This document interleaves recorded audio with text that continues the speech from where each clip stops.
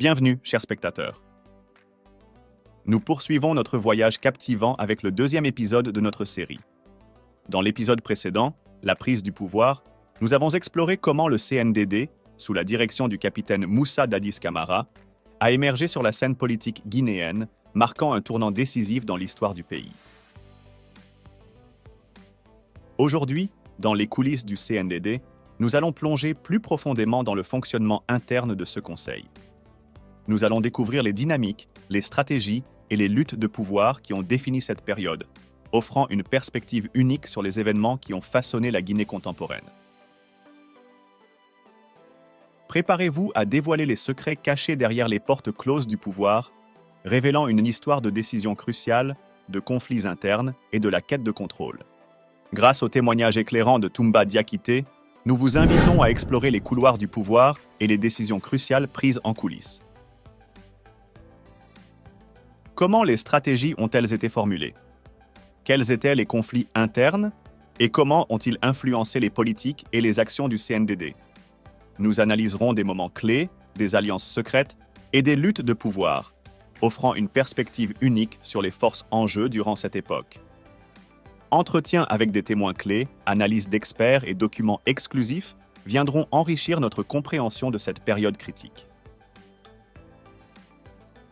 Alors que nous concluons cet épisode sur les coulisses du CNDD, il devient évident que les événements de cette période ne sont pas seulement des faits historiques, mais aussi des récits humains de lutte, d'ambition et de rêves brisés.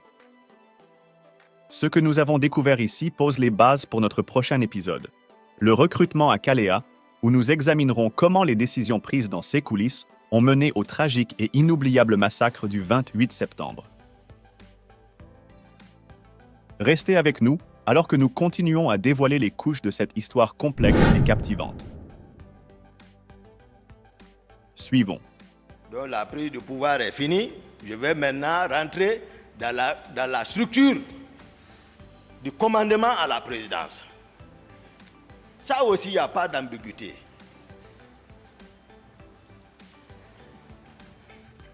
Les premiers décrets, mon grand co, ministre chargé de la sécurité présidentielle, c'était un nouveau poste. Parce qu'on se posait la question, ça allait entraîner des conflits de compétences, mais néanmoins, seul Dadis, je ne suis pas dans son secret. Voilà, à partir du moment où nous on a fait notre travail, maintenant il est couvert par le maire suprême des juges, Dieu, c'est lui qui l'investit maintenant, donc il ne faut pas le demander maintenant, il faut qu'on respecte. Donc nous on est resté dans ça maintenant. Donc moi je suis devenu l'aide de camp du président de la République. Maintenant, je vais vous expliquer un peu, parce que tout s'y passe ici, ils parlent régiment comme s'ils étaient devant les militaires. Il faut expliquer un peu aux autorités civiles ce que c'est qu'un régiment. Voilà. C'est-à-dire, prenons les compagnies. Supposons les compagnies selon les nomenclatures. Si c'est française ou américaine, les Français vont aller à 150 hommes, une compagnie. Ou une compagnie renforcée, 200 hommes. Bon, prenons 200, mais 5 compagnies vont donner un bataillon. Maintenant, plusieurs bataillons vont fournir des régiments. Ça, c'est des milliers de personnes. C'est comme ça le régiment. Mais qu'est-ce qui a fait gonfler? Parce qu'à la prise du pouvoir, d'autres ont fait venir le bataillon des commandos chinois qui était basé à Kindia et ils sont descendus, dirigé par l'actuel inspecteur des forces armées, colonel Abdoulaye Keita. Lui, il est descendu pour un renfort. Le bataillon des commandos Rangers basé à Soronkoni sont descendus aussi à Conakry. Tout ça pour renforcer, pour prendre le pouvoir. Donc les deux bataillons se sont rencontrés à la présidence.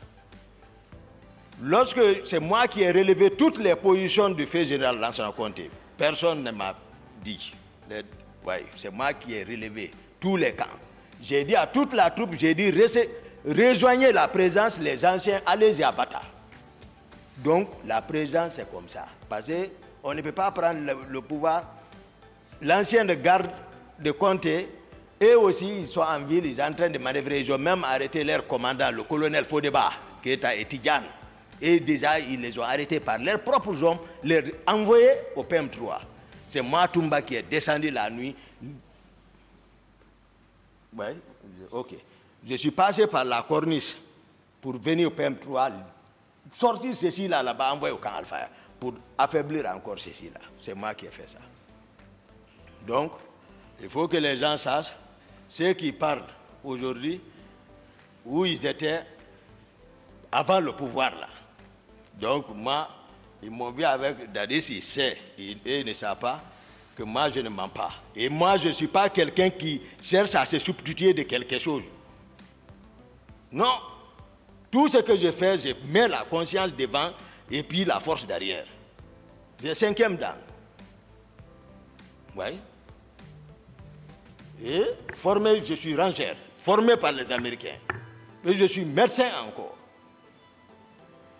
Donc, il ne faut pas que, voilà, mais, voilà, quand on te donne à des personnes qui ne te connaissent pas, ils vont te peindre en noir. C'est tout. J'ai fait 7 ans de service au service de cardiologie de l'hôpital Ignachidine. 7 ans. Je suis là-bas, comme médecin interne. C'est là-bas que j'ai travaillé sur ma thèse de mémoire. Demandez les professeurs qui sont là-bas, qui m'ont encadré. Là-bas, ce n'est pas la force, ce n'est pas la pagaille. C'est la vraie discipline. Parce que tu ne peux pas gérer le service. Le matin, tu as le rapport à faire devant le staff, devant les étudiants, et que tu montres la force. Non, c'est le raisonnement scientifique. J'ai été encadré là-bas. Qu'il fasse attention. Donc, la structure du commandement a été donnée comme ça. Je parlais au niveau des rapports de force qui se trouvaient à la présidence, les différentes, pour que vous ayez un aperçu général sur la présidence. Parce que les gens parlent comme ça, les gens parlent un aperçu général sur la présidence. Il y avait, à part des gardes de comté, les commandos chinois, les rangers, il y avait d'autres unités encore qui avaient trouvé refuge à la présidence. Vous allez comprendre pourquoi l'idée qui a poussé, par exemple, l'idée qui a animé à procéder à un recrutement. Parce que cette hétérogénéité à la présidence, le pouvoir n'était pas encore acquis par Dadis, il sait. Sauf qu'il ne m'a pas associé à la stratégie. C'est ça le problème.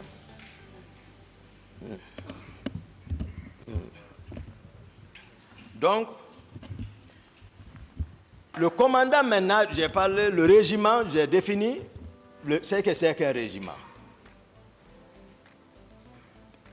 Une compagnie, 200 hommes, disons 1000 hommes, un bataillon. À partir au-delà de ça, 2000, 3000, 4000, 5000, 6000, 10 000, ça fait des régiments. On peut organiser comme ça un régiment, donc régiment. Le régiment peut aller au-delà de la présence sur toute l'étendue du territoire national. C'est-à-dire on va parler régiment, commando, tous les militaires qui sont dotés de coiffure rouge, de béret rouge. Le décret nommant le commandant du régiment, c'est le colonel Aïdor, qui a été nommé par décret comme commandant du régiment. Et lui, il était l'adjoint de Konaté à l'époque des faits, à Bata. Et le commandant adjoint du régiment, c'était le colonel Sa Alphonse Touré. Le commandant d'opération à la présidence, c'est Makambo, capitaine Makambo. Toutes les opérations, c'est lui. Donc, le premier trimestre, s'il faut, tout allait bien. Le premier trimestre, il est passé à trop de pagaille, mais voilà, on gérait tout, allait bien entre moi et Dadis, tout. Mais après ça, lui et le général Konaté, et on était dans son bureau, ils ont crié sur moi, ils m'ont instruit d'arrêter le commandant du régiment et son adjoint. Voilà. Et l'actuel inspecteur des forces armées, Abdoulaye Keïta, de les arrêter. Je suis sorti, je les ai arrêtés. Donc, il n'y avait plus de commandant du régiment. On s'est retrouvés, moi, Dadis, nous trois, dans le bureau du président. On s'est retrouvés. Moi, je vais avec les données techniques. C'est pas... Maintenant, la question s'est posée, qui doit commander le régiment? Ils m'ont dit, ah bon, voilà, Toumba, tu sais, tu es lieutenant, donc le lieutenant ne peut pas. Donc, Dadis prend directement la parole, il dit, à partir de l'instant, il est le commandant du régiment, devant le général Konaté. Il dit, Konaté, tu es mon adjoint. Ça s'est passé comme ça. Moi, je ne mens pas sur lui. Non. Non, non, non. Pendant ce temps, après ça, ça allait bien. Dès lors que lui-même il s'est désigné commandant du régiment, ce qui s'est passé, d'où est venue la pagaille? Je voudrais que vraiment là-bas, à ce niveau, que chacun vraiment analyse très bien sa manière.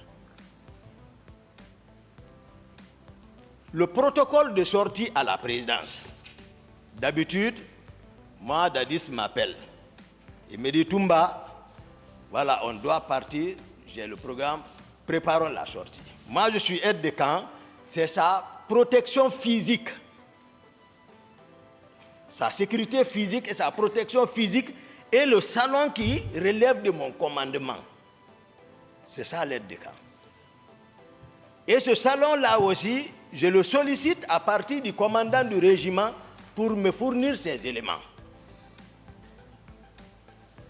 Au début, lorsqu'on n'avait pas compris le fonctionnement, le commandant du régiment Aïdor et son adjoint m'ont trimballé devant l'état-major adjoint, les maths, pour venir discuter, c'est-à-dire de l'organisation. C'est là-bas qu'ils m'ont fait comprendre tout, j'ai dit d'accord. Donc, moi j'ai le contrôle du salon. C'est-à-dire qu'il y a un commandant de salon. C'est tout, lui, il s'occupe du planning. Maintenant, et la protection physique du président, ça me préoccupe, moi. Et pour la protection dans le salon, le commandant du salon viendra, il dira combien d'hommes il avait à cet effet, peut-être pas, en tout cas pas plus d'une section. Section, peut-être on va prendre 32 hommes. Pas plus de ça. Mais par exemple, bon, Marcel ne peut pas par exemple dire qu'il relevait du salon. Non. Non. Marcel ne peut pas non plus dire qu'il était garde-corps. Il n'a pas encore un acte officiel. Mais en amont, vous comprendrez qu'il avait un pouvoir. Il pouvait avoir un pouvoir. Marcel agissait par conviction. C'est un jeune que j'ai aimé, tout le monde connaît. Mais sauf que, voilà, le pouvoir l'a un peu changé. Parce que Marcel, même un ministre assis avec Dadis, même un ministre en face de Dadis, Marcel peut venir crier sur le ministre. Ah oui? Il avait sa troupe. Ça, c'est spécial. Il n'était pas d'accord. Nous sommes tous dans la même enceinte, mais il n'est pas fréquent, c'est Dadis, d'accord. Je suis d'accord, tout ça. Hein? C'est par nécessité. Il joue son rôle. C'est-à-dire, lui, il a son propre calcul. Il sait. Le pouvoir, c'est-à-dire, il protège le pouvoir à sa manière. Dadis connaît. Parce qu'on vient de loin. Donc, moi, c'est moi qui ai, pour dire que j'aime Marcel, c'est moi qui ai gradé Marcel sous-lieutenant. Parce que, au moment où on cherchait le pouvoir, il avait bénéficié d'une bourse pour aller en Union soviétique. Et comme il était utile pour nous, il est important pour moi et le président Dadis, moi et le président Dadis, on s'est assis, on a analysé la situation, on dit Marcel, renonce à la bourse là. Tu ne peux pas nous quitter à l'heure là. Ce n'est pas possible, le moment est proche. Si tu vas, on est foutu. Ses amis, jusqu'au jour du départ de ses amis à l'aéroport, Marcel est avec nous. On le dissuadait et il n'est pas parti. Et voilà qu'on prend le pouvoir. Il était caporal. Mais moi, sachant ça, ses amis ont grade lieutenant. En plein rassemblement, sans demander l'avis du président, j'ai appelé les gens, j'ai dit envoyez-moi grade lieutenant. J'ai dit mettez ici. Ils ont mis. J'ai dit allez. Grand-Co, Pivi. Quand je dis Grand-Co, c'est Grand-Co plan, Pivi. Quand il a rencontré Marcel avec grade là, il dit enlève. Marcel a enlevé, il est parti s'asseoir chez nous en train de pleurer. Quelqu'un est venu me dire que Marcel est assis chez lui, il est en train de pleurer. J'ai pris mon véhicule, je suis parti le chercher. J'ai dit, quand j'ai dit, je t'ai dit, le Pivi dit d'enlever. J'ai dit, porte. Il a porté. J'ai dit, prends ton véhicule, il a pris. J'ai dit, allons. On est venu, on est rentré sur le président. On est parti dans la chambre, le président était là-bas. Je n'ai pas posé le sujet. On dit, on est venu juste pour voir, voilà, si tout va bien, ouais. Après ça, j'ai dit, bon, nous, on part.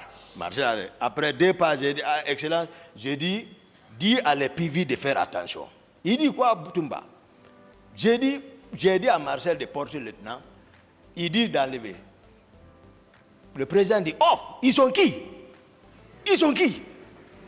J'ai dit, d'accord. On est sorti. J'ai dit, alors c'est la défense Sekouba. On est parti, c'est Sekouba. Et là aussi, ça a été confirmé, il a porté le lieutenant. Ça, c'est très important. La gestion du régiment, le général Sekouba Konaté, il n'est pas ici, il n'a rien à voir dans ça, monsieur le président, honorable assesseur.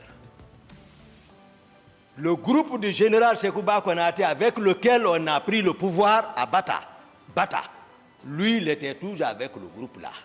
Lui, il est en défensive, il ne se mêle pas du régiment. Non, lui, il est avec ses hommes. Même chez lui, dans le quartier, tout le monde connaît, il a pris des maisons pour eux là-bas. Parce qu'il sait, il y a quelque chose, en tout cas, qui ne va pas.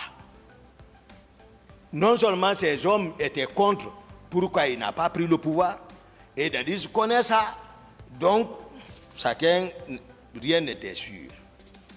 Au sein du régiment encore, il n'y avait pas de contrôle total sur les hommes.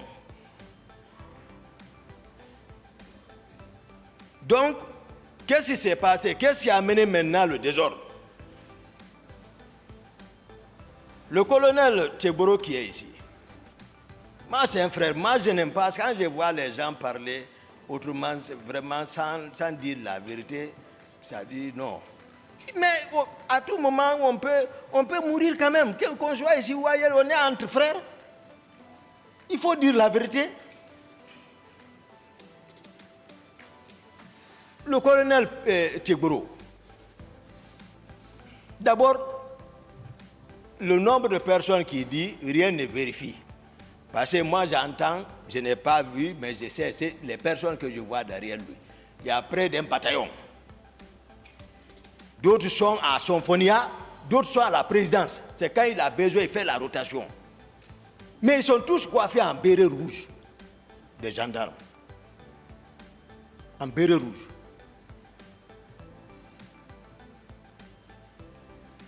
C'est raison pour laquelle, un jour à la présidence, il est resté en plein rassemblement.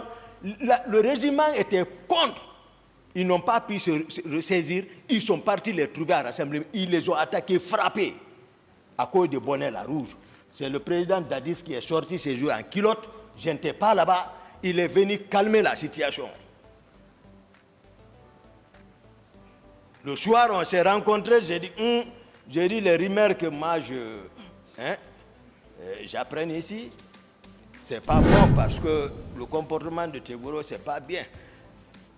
Et non seulement il a raison, il a arrêté certains, mais sauf que lorsqu'il dit les éléments de Toumba, non.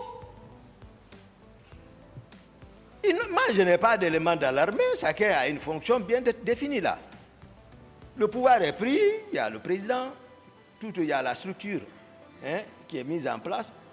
Donc, il enfermait les gens, les militaires, ça murmurait. Le béret rouge et gendarme, ça ne peut pas marcher.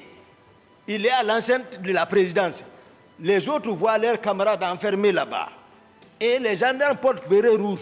J'ai dit au président, j'ai dit non, il faut que Tegboro bouge ici. Il faut qu'il quitte.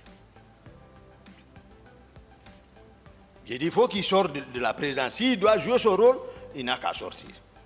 Bon, là aussi, il est venu me voir. Ah, Toumba, si tu fais ça, c'est une honte. J'ai dit, si tu veux, il faut disparaître ici. Mais il faut quitter. Donc, il s'est un peu déplacé, sorti de la cour, à la rentrée. Tout le monde connaît Alfaya. La deuxième rentrée vers Imbaya là-bas. Dès que tu rentres, l'étage qui est là, il est parti là. Même si tu hèles quelqu'un à côté, à la prière, il peut entendre. Donc, il est parti là-bas. Ça aussi, il n'est pas content de moi. Mais sauf que qu'est-ce qui a gâté le pouvoir là? Tegboro a réussi et le président Dadi s'est laissé encore faire. Parce que c'est comme ça, je vais dire. Tegboro s'est infiltré jusqu'à maintenant, il s'est collé à Dadis. Et il a intoxiqué les Makambo. Parce que le président Dadis maintenant est commandant du régiment. Il les a intoxiqués comme quoi. Et ils peuvent devenir commandants de la garde présidentielle. Et Marcel, voilà, peut être de camp. Tout. Et maintenant, le protocole de sortie a changé. Je le dis, le président est ici. C'est pour cela que je sais que les avocats m'attendent. Pour dire pourquoi tu sors, tu laisses le président derrière. Je vais vous expliquer, je ne mens pas sur quelqu'un. Non. Le protocole de sortie a changé. Moi, je reste, on ne me consulte plus, je suis écarté. Moi aussi, je suis sur moi.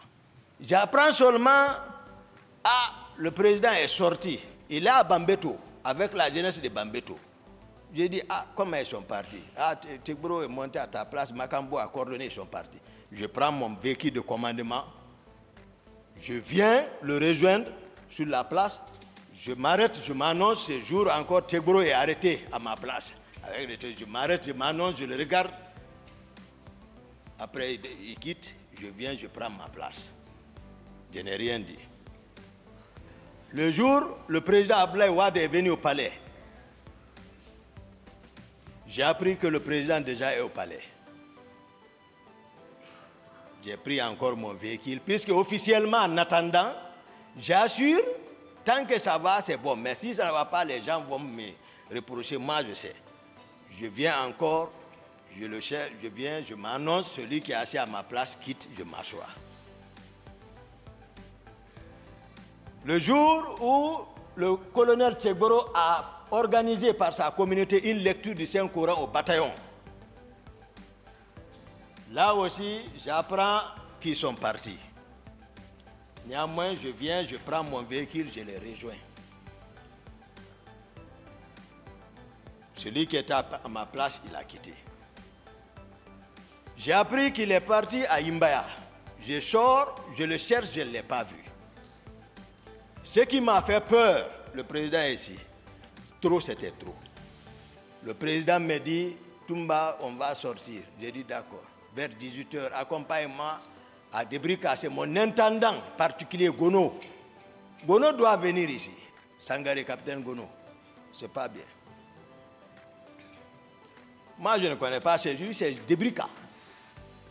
Je le dis ici, parce que moi, je ne me reproche de rien. Moi, la faute, ce n'est pas de mon côté. Envers le président, il connaît. Non. Parce que je suis avec lui, même ma garde, la clé de ma porte, mon bureau, ma maison se trouve avec un de ses frères, Cécé Haba. Je savais que Cécé m'enquêtait, mais moi, pour montrer ma loyauté, je lui ai donné tout ça. Mes téléphones sont avec Cécé Haba. Mais je sais, Cécé, c'est quelqu'un qui est sincère. Certainement, il l'a toujours dit au président que Toumba est honnête. Et le président Dadis n'a pas besoin même de me faire espionner parce qu'on vient de loin. Donc, les gardes de mon salon sont assurés par Jeannot Destin. C'est un de leurs. Lui, ils l'ont tué.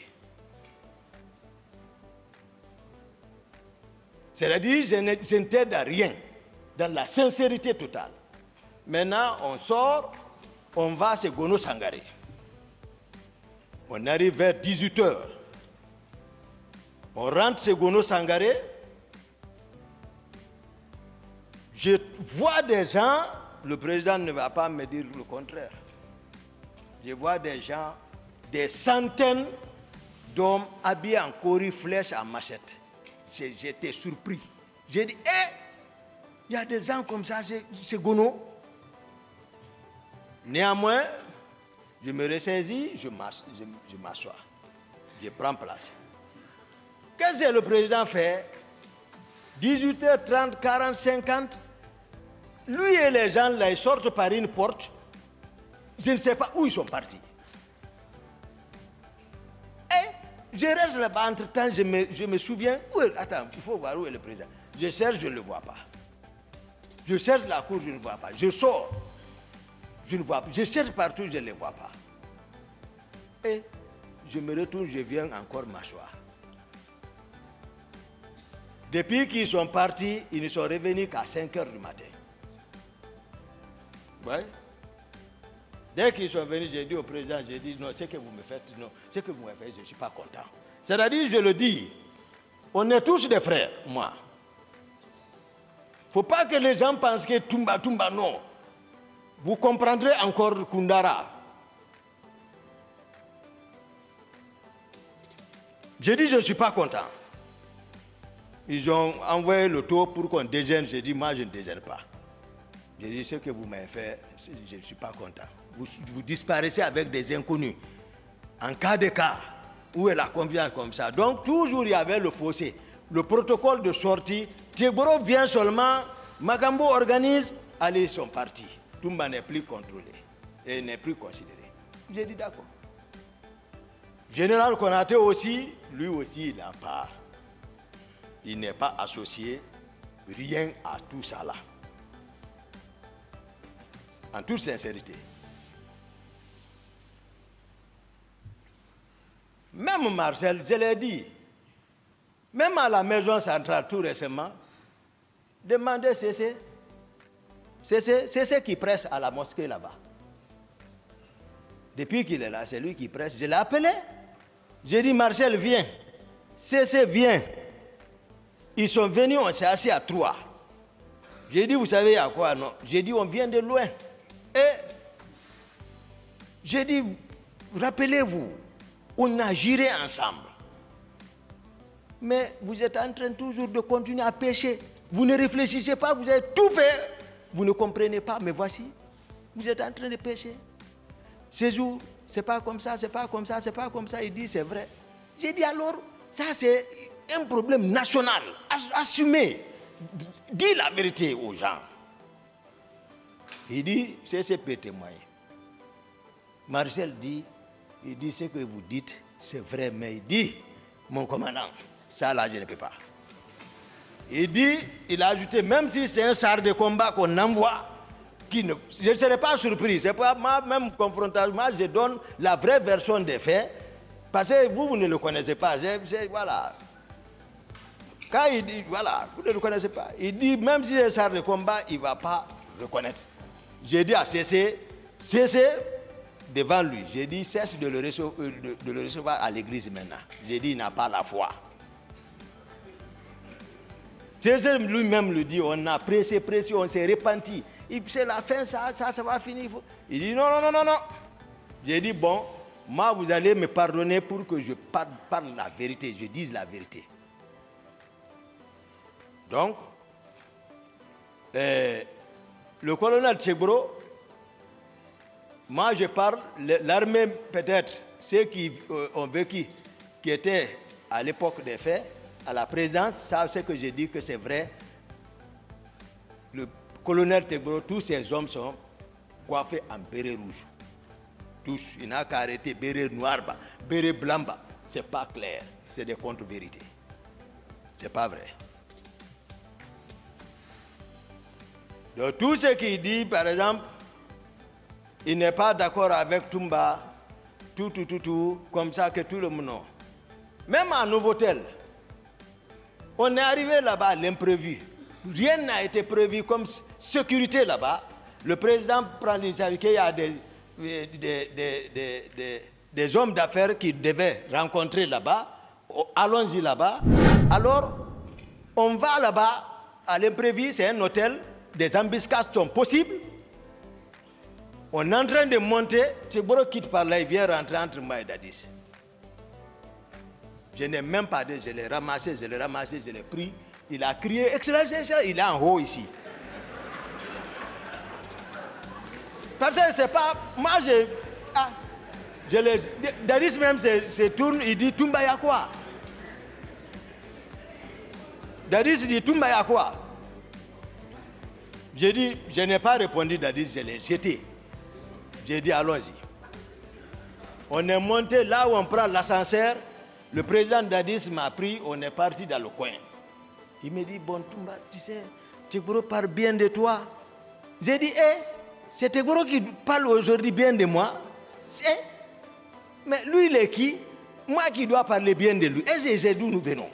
Donc, j'ai compris que ça ne va pas. Donc, je veux encore que, vraiment, l'honorable, comme votre honneur, monsieur le président, honorable assesseur, ça dit que vous prenez accès par rapport à la question du protocole de sortie à la présidence n'était pas respecté. Plusieurs fois, ça c'est clair. Tout le monde le sait quand je parle encore. Donc, et encore, le colonel Tchegboro, ces hommes sont coiffés de bérets rouges. C'est connu de tous les militaires. Non. Non, moi, je ne connais pas le mensonge. Excusez-moi, les contre-vérités. Donc, je vais attaquer l'autre point par rapport au recrutement.